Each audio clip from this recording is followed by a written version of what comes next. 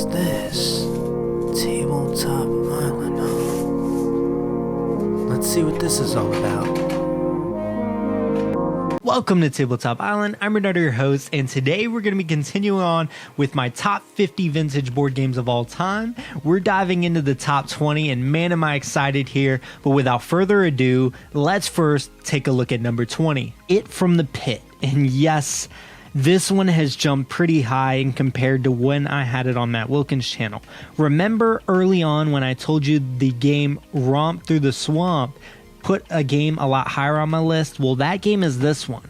They remind me of the same game, and I do love playing them side by side now that they kind of have games that fit that theme really well. But the biggest issue I've had with this, which you can check in my review that I'll leave in the description if you're interested, is the noise. This thing makes so much noise, and that does take out the enjoyment of the game. But I will tell you this, if it would have had the audio like Romp Through the Swamp, this game would probably be in my top 5 games, if not pretty close to the first slot.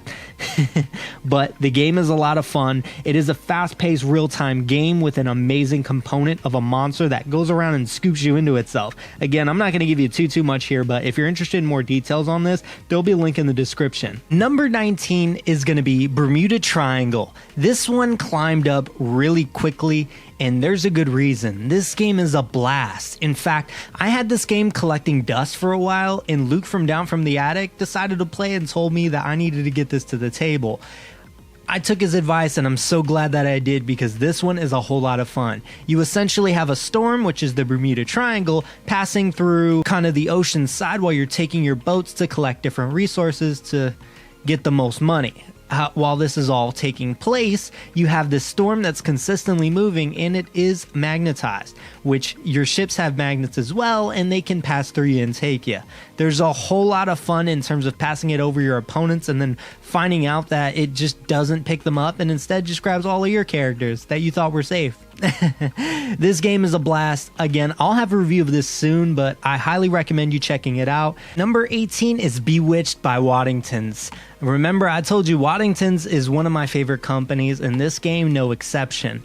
I love the theme, and I'm so glad I decided to try this one out because I was highly impressed with the strategy element of this game. So essentially, you have a set of frogs who is moving through to find the spell book that can turn you back to a prince. Easy enough. However, there are 2 frogs that are just regular plastic, and the other one is magnetic.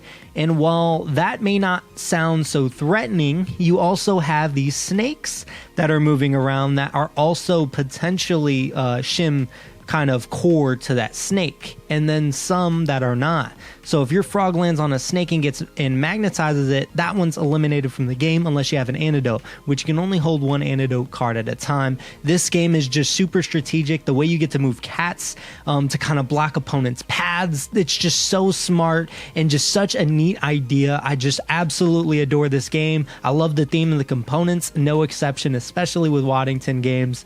But this one sits high on that list for that very reason. I'll leave a link in the description if you're interested in learning more about this game. Number 17, Bridge Buster, or Dynamite Bridge or Dynamite, whichever one you know this by. I found Bridge Buster because of Mark over at the Attic Raiders Retro Reviews. I'm so glad I saw this because I'd been looking for Dynamite for a while, and man, this game is pricey. Fortunately for me, I found this one relatively cheap, but if you can find any rendition of this game for a good price, I highly recommend picking it up. You're essentially these explorers moving through kind of abridged paths which are being created as you're moving through to make it all the way back from your starting location back again to your starting location. Now, there are a bunch of spots there on the dice that have explosions. What does that mean? Well, it's called Dynamite or Bridge Buster. You pull up that middle lever, push down, and it can pop any side of the bridges randomly, and it changes each time, which is super exciting, super hilarious, and there's nothing funnier for me than watching someone else's piece get blown up with the bridge. That's hilarious. It's such a fun, fast-paced game. And again, I'll have a link in the description if you're interested in my review, because I go in depth on this one, and man, do I like this game. Bridge Buster. And number 17, Up the Ladder. This one's on the longer side, but I actually am very grateful for Luke from Down from the Attic for showing me this game. it climbed up my list and it's slowly kind of working its way up and down. It's kind of been fluctuating here for me, and for one of a few reasons.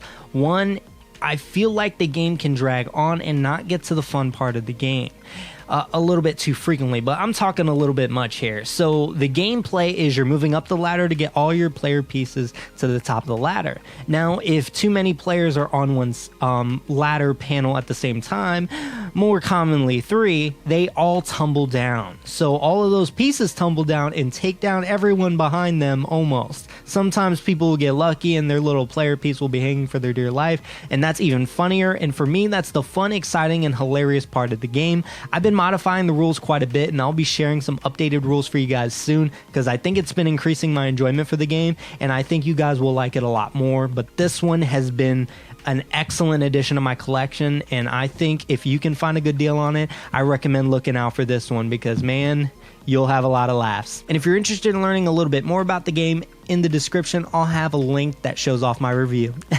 Number 15, Masterpiece. This one, I absolutely love this game. Matt Wilkins actually showed this off on his channel, and when I first saw it, I thought, is this really going to be something I like? He really praised it, and I really took the plunge on this one because I found a good deal on it, and man, am I glad I took a chance on this game. It is a fantastic auction game where you are getting paintings. However, in this variant, which I'm familiar with the older version, I prefer this one because not only does it have a plastic easel, but it also uses forgery cards, and I think the forgery aspect is 100% the best part of this game, at least for me. I went out and bought another set of cards just to add 2 more forgery cards to this because I felt like the ones they gave you were just not enough and you didn't see it enough, and for me that really elevated my experience, which is why it's been climbing up. But Masterpiece, I'll have a link in the description where you can check out my review. Number 14, Forbidden Bridge.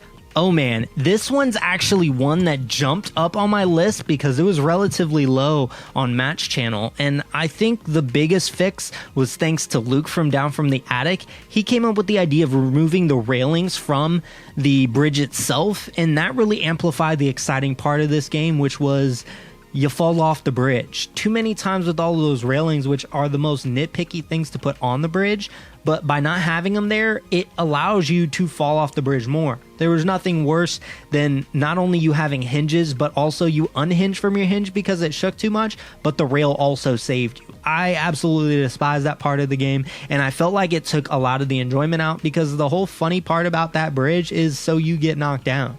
So be careful, make good decisions.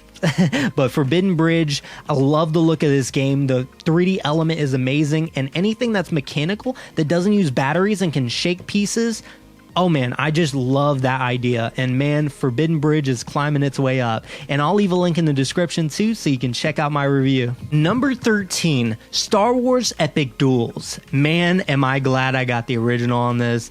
I love Star Wars and I love this game. It is such a ridiculous kind of scrimmage game where you're moving through a map trying to defeat the other team. The decks in this are absolutely insane. They do the craziest things. Like there's a character that literally rips your opponent's whole hand out, but it's so broken and every other card in this game is so insane that it just balances itself out the best that it can, and it's so enjoyable. Always get a whole bunch of laughs playing this. And if you weren't aware, there's also Transformers Armada. That was actually the first kind of re-theme of Star Wars Epic Duels, but there's nothing more funny than combining it with Star Wars Epic Duels because you can have Yoda versus Optimus Prime.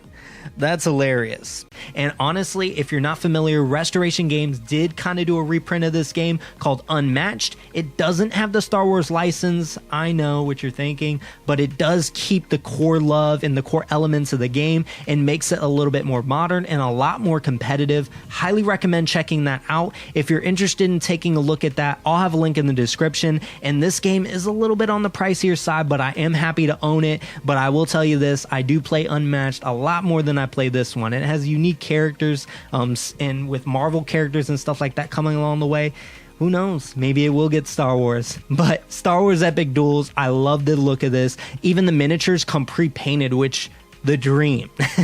But Star Wars Epic Duels. Number 12, Ready, Set, Spaghetti. Oh man, I love this game. In fact, Luke actually put out a review, Luke from Down from the Attic, which I'm glad I kind of waited to do my review because he came up with a really smart usage of this game. I'll have a link in the description too of his review along with mine. Game goes as such. You have this board which represents kind of the pasta sauce. You take these kind of pieces of colored string which are representing the noodle, gathering them at the top, letting it fall, and then you're taking the ingredients for the pasta and kind of intertwining them, the different pieces of pasta or string, and popping in those pieces. That way, when you twist the piece of fork, it tightens everything up, and essentially the goal of the game is to twist all of your pasta the first. And man, while it sounds easy, it isn't, because you have to decide which ones are more important to get early and which ones are more important to get later, because when you start to remove different pieces and different ingredients, it can also help your opponent twist their pasta. So you got to make a lot of tough decisions, and sometimes you're going to be helping your opponent, which sucks. But the piece that I like that he added was when you remove a piece, if you have none of those different ingredients when you're rolling that die, you actually end up putting a piece back on, which can screw your opponents over, which I very much like. But Ready, Set, Spaghetti, again, I'll have the link in the description of both of our reviews. And finally, number 11, Hey Taxi. This one surprised the mess out of me, and man, it really fought to get into my top 10, but it just missed that cut. Essentially, you are a taxi who is trying to get fair money for dropping individuals off at different places on the board, whether it's the airport or wherever it may be. And how you move in the game is the cool part of the game. There's this center component that when you push down on it, it vibrates the board, and the taxis start to slide around the board based on the vibration. So it can randomly get faster or slower depending on certain points on the board or just how the vibration decides to go. The reason why it's so much fun is because when you stop it, it has to stop exactly in that square. If even a little bit of your taxi is out of it, then guess what? You don't get that space that you're on. And there's spaces that can, one, get you cards for fares, two, get you actual places where you can drop people off to get fair money, because the ultimate goal of the game is to get the most money. And there's nothing more funny than stopping it, because wherever your opponent lands too, also they get that. So you might want to stop it to screw them over, and that's where things get hilarious. But Hey Taxi, I can't rave enough about this. If you can find a complete working copy for a good price, I highly recommend it. I promise you, if this is the kind of game for you, you won't be disappointed. Hey Taxi, number 11. Well, that's honestly it for you guys for the top 20. I'm so excited because it's only getting amazing from here. We have the top 10 coming up. Stay tuned. I promise you won't be disappointed.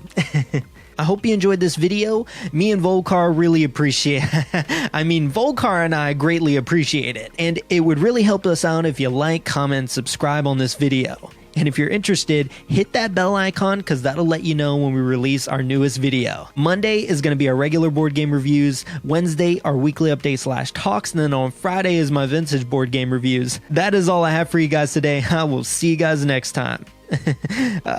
Well, apparently the video doesn't end until Volcar says it ends, so I guess we wait.